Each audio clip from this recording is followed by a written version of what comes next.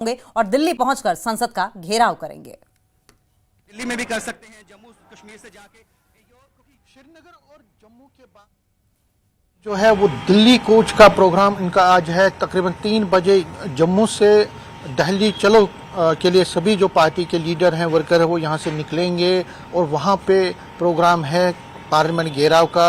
Demand same, restoration of statehood, रियासत के दर्जे की बहाली के लिए जो पार्टी ने एजिटेशन शुरू की है। जिस तरह मैंने कहा, पहले श्रीनगर, फिर जम्मू और अब दिल्ली चलो की कॉल पे आज 3 बजे सभी जो कांग्रेस के लीडर और वर्कर यहाँ से निकलेंगे। मेरे साथ इस पर बात करने के लिए हैं chief spokesperson Jammu and Kashmir Congress Ravinder Sharma. Sharma ji, news 18 से बात करने के लिए धन्यवाद।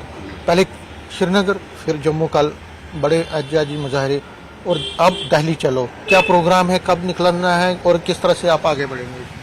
देखिए, चलो चलो श्रीनगर चलो, चलो चलो जम्मू चलो। आपने देखा कितना भारी प्रदर्शन और रोष लोगों ने बताया है। ये जोश और ये लोगों का गुस्सा है कि 6 साल से हमको स्टेट नहीं मिला। अब चलो चलो दिल्ली चलो की काल है। आज 3 बजे के करीब हम महाराजा हरि सिंह पार्क से जो है वो निकलेंगे, महाराजा हरि सिंह के स्टैचू से होके, और इस प्रण के साथ कि हम दिल्ली कूच करेंगे और दिल्ली जाके गुहार लगाएंगे कि हमारी रियासत, हमारा हक, ये हमारा अधिकार है। आपने 6 साल पहले गैर आइनी, गैर जमहूरी तरीके से, आर्बिट्रेरली और यूनिलेटरली, एक तरफा कार्रवाई से लोगों की मंशा के खिलाफ आपने हमारा राज्य का दर्जा, हमारा स्टेटस छीन लिया, डाउनग्रेड किया और 6 साल से आप वादे करते आ रहे हैं। पार्लियामेंट में आपने वादा किया, आपने सुप्रीम कोर्ट में एफिडेविट दिया और सुप्रीम कोर्ट का निर्देश का आप पालन नहीं कर रहे। और उसके बाद यहाँ जनसभाओं में आकर के प्रधानमंत्री, गृह मंत्री सभी ने कहा, दुर्भाग्यपूर्ण है कि संसद में कही गई बात, सुप्रीम कोर्ट में दिया गया एफिडेविट, जनता में वादे किए गए जुमला समिति हैं।